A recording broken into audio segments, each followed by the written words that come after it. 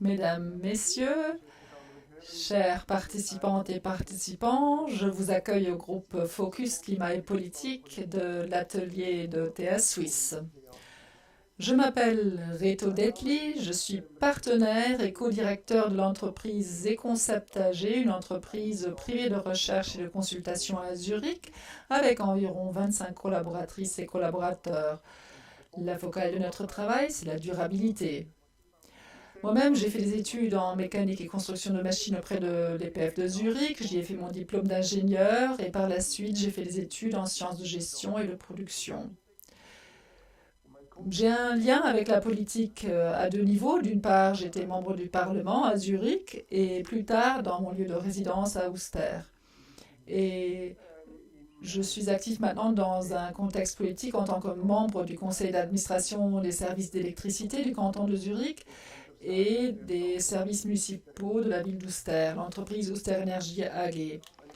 Mes activités comprennent en premier lieu la consultation de villes et de communes en Suisse et à l'étranger, notamment en Europe de l'Est, aussi en Inde, et cela dans les domaines du climat et de l'énergie. Jusqu'ici, j'ai dirigé un programme de sciences sociales, de recherche sur l'énergie sur les 10 dernières années, un programme qui s'appelle Recherche énergétique Zurich.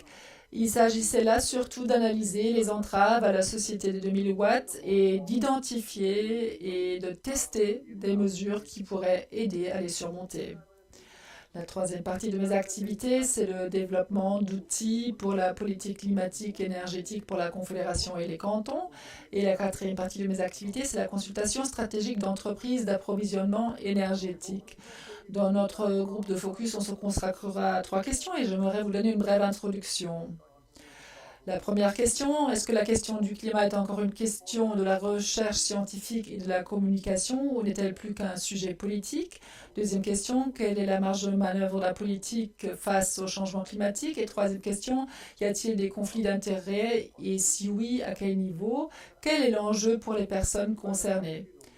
Concernant mon introduction, vous voyez ici les émissions de gaz à effet de serre de la Suisse et leur origine.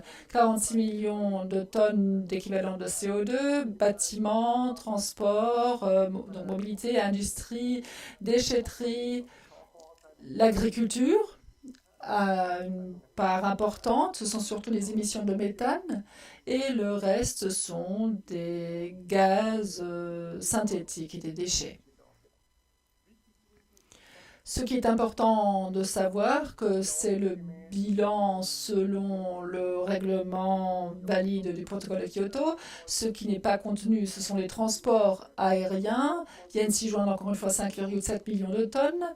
Ce qui n'est pas contenu dans cet aperçu, ce sont des réductions naturelles, par exemple de la forêt, qui font l'équivalent ici de 3%.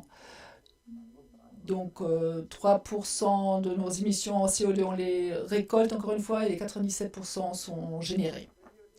Maintenant, si on regarde ce qui s'est passé depuis 1990 par rapport aux émissions des gaz à effet de serre, elles ont diminué de 14% environ. Et si on regarde de plus près où il y a eu ces réductions, on voit que c'est un tiers dans le domaine des bâtiments. Dans le domaine de l'industrie, ce sont environ également un tiers, 33%. La mobilité dans les 30 ans, elle est restée plus ou moins la même, c'est-à-dire les véhicules plus efficaces en énergie ont été compensés par un nombre plus élevé de voitures et de kilomètres par voiture. Les émissions issues des transports aériens se sont multipliées par 2 presque.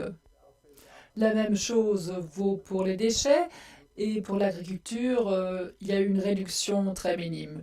Donc voici la situation à peu près. Maintenant, si on regarde de plus près dans ces domaines où en sommes-nous, nous, au niveau de la politique du climat, qu'est-ce que nous en savons? Eh bien, vous le voyez ici sur ce graphique. Dans le domaine du bâtiment, environ 24%, donc un quart des émissions. Et là, on peut dire qu'en principe, on sait très bien comment on pourrait réduire ces émissions et les abaisser à zéro. La technique existe, il y a des systèmes d'assainissement des techniques d'assainissement. Ce qui constitue un défi certainement, ce sont les centres, villes historiques, des bâtiments où il est difficile de les isoler. Parfois, il est difficile de gérer le réseau de gaz. L'utilisation de biogaz est encore incertaine. Et ce qui est difficile aussi, c'est la durée d'utilisation aussi longue. Par exemple, pour le chauffage, souvent c'est 30 ans et un bâtiment n'est assaini que tous les 80 ans. Donc, ce sont les plus grands défis, mais nous savons ce qu'il faut faire et on sait comment on peut le faire. En ce qui concerne la mobilité, on le sait aussi en grande majorité. Nous savons que la mobilité électrique peut fournir une grande contribution, mais nous savons également que les transports lourds, les transports des marchandises, c'est encore compliqué. Nous avons le défi de l'apport supplémentaire en électricité, dont nous ne savons pas encore comment le couvrir. Mais en grande partie, la technique, là aussi, existe. Pour l'industrie, là aussi, une grande partie des connaissances existent déjà, la technique existe. Ce qui constitue une difficulté, ce sont les processus à haute température, des gaz synthétiques qui sont produits, la production du ciment. Là aussi, il y a du CO2 qui est émis, du processus chimique. Et ce qui est compliqué aussi, c'est que chaque entreprise là est particulière. Chaque entreprise a ses produits, ses technologies de production. Ce n'est pas comme pour les bâtiments où on peut établir un standard. Donc là, il faut un regard individuel et selon la branche, les défis sont considérables et très différents. Mais je crois que là aussi, on est sur une bonne voie. Dans le domaine de l'agriculture, on sait peu de choses. On sait bien sûr que l'élevage d'animaux, surtout tous les ruminants, est lié à des émissions considérables de méthane, donc des émissions de gaz à effet de serre. Par contre, de savoir quelles pourraient être les alternatives, des mesures possibles pour la politique, c'est peu clair encore. Par exemple, savoir que faisons-nous avec notre agriculture de montagne. Vous ne pouvez pas aller cultiver des tomates ou des pommes de terre à 1500 mètres d'altitude. Donc les alternatives sont encore peu claires. Aussi pour ce qui est des déchets, il n'est pas encore clair comment nous pouvons les réduire de façon considérable. Donc toute cette question de l'économie circulaire, là, il nous faut encore des recherches de nouvelles technologies. Et pour ce qui est des transports aériens, nous savons encore relativement peu. Comment maîtriser le transport aérien libre d'émissions? Nous ne le savons pas encore. L'électricité, c'est impossible. Les batteries sont trop lourdes. Les carburants biogènes ou synthétiques, ce serait possible éventuellement, mais est-ce qu'on en dispose des quantités suffisantes?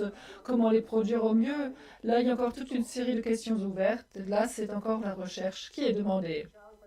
Si on regarde un petit peu dans quel domaine est-ce qu'on maintient le cap ou non? Je crois que pour le bâtiment, on maintient plus ou moins le cap. On va y arriver. Madame Merkel dirait, on va y arriver.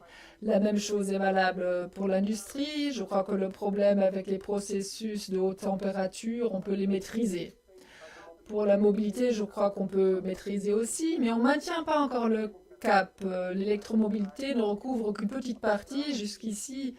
Mais je crois que les véhicules électriques seront tellement plus attrayants que les véhicules à carburant qu'on pourra réussir cette transition. Mais encore pas, on ne maintient pas encore notre cap. Il nous faut encore une nouvelle législation, etc. Où on n'a pas le cap non plus, c'est de l'agriculture. Ce sont quand même 14% des émissions. Les déchets, on n'est pas non plus sur la bonne voie. Et là, on est très, très éloigné de notre but, c'est les transports aériens, parce qu'on ne sait même pas comment s'y prendre. Maintenant, on peut montrer du doigt les hommes et les femmes politiques. On peut dire il nous faut des lois, il nous faut des prescriptions, des subventions, des outils quelconques. Mais en fait, pour beaucoup de ces aspects, il s'agit du comportement de nous-mêmes, de toi et de moi. Dans le domaine de la mobilité, il s'agit de toi, il s'agit de moi. Combien de mobilité avons-nous dans le domaine privé? Dans l'agriculture aussi, on connaît les alternatives. Une alimentation sans viande, par exemple, ou au rythme des saisons, sans les grands transports. C'est ça qui importe. Les fraises au mois de décembre, ça ne nous rend pas heureux. Et aussi pour le transport aérien, il s'agit de toi et de moi. Est-ce qu'on doit prendre l'avion autant pour parvenir à ces objectifs fixés? Dans la recherche énergétique de la ville de Zurich, on a fait des expériences intéressantes. On a essayé de voir où est-ce que les personnes sont prêtes à réduire leurs besoins. Et pour le transport aérien, on a dit, bon, les personnes nous disent une fois par an, je veux prendre l'avion. Et tous les 3 ans, il faut que ce soit possible de prendre un vol intercontinental. Et je crois que c'est sur ces questions-là qu'il faut travailler. C'est pas aux autres de faire quelque chose, les politiques ou le législateur. C'est à nous-mêmes de changer notre comportement. J'aimerais lancer 3 thèses pour rentrer dans la discussion. Dans beaucoup de secteurs pertinents dont j'ai parlé, nous savons ce qui est à faire. Nous disposons de la technique et de l'expertise. La réduction des émissions de gaz à effet de serre est donc en premier lieu une question de volonté. Et on ne peut pas seulement montrer du doigt les autres. La politique, c'est nous. La marge de manœuvre de la politique dépend en premier lieu de l'acceptation des mesures.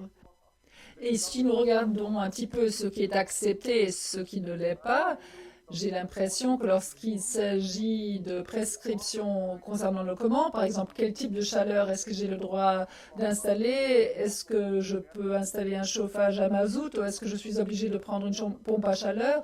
Je crois que là, l'acceptation est assez élevée parce qu'en fin de compte, l'appartement est chauffé. Il m'importe peu comment cet appartement est chauffé.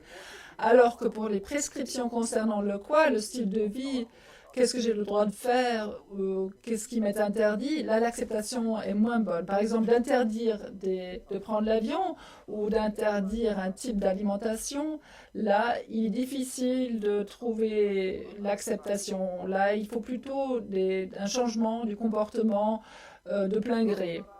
La question était aussi de savoir, dans notre groupe Focus, où est-ce qu'il y a des conflits d'intérêts. Je crois que les conflits d'intérêts surgissent surtout là où l'économie ancienne euh, rencontre l'économie nouvelle et adaptée, à savoir où la nouvelle économie remet en question l'ancienne économie, les anciens modèles de revenus anciens, comme pour l'agriculture en montagne, on ne sait pas ce qui sera l'alternative, par exemple.